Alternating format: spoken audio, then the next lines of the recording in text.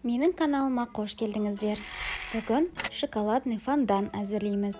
Оған қажетті ингредиенттер мөлшері видеоның описаниясында бар.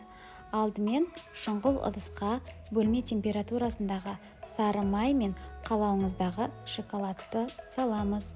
Мен молочный пористый шоколад қолдандым. Оны су буында ерітеміз.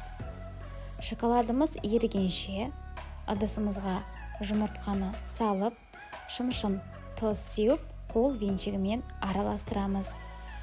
Кейін үстіне сахарны пудра қосамыз. Массамыз біркелкі болуы тиіс.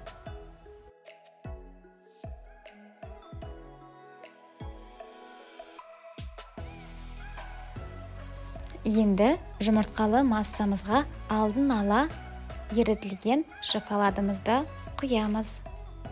Қол венчігімен массамыз біркелкі болғанша араластырамыз. Келесі кезекте електен өткізілген ұнды қосамыз. Осы кезде ешқандай түйіршіктің пайда болмауына көз жеткізуіміз керек. Барлығы дайын болған соң, шоколадный фондан пісіретін формамызға сәл май жағып, үстіне какао себеміз.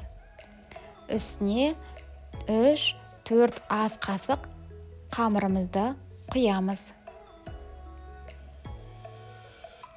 Барлығы дайын болған соң, алдын ала қыздырылған духовкада 180 градуста 7-10 минут пісіреміз. Осымен біздің шоколадный фонданымыз дайын.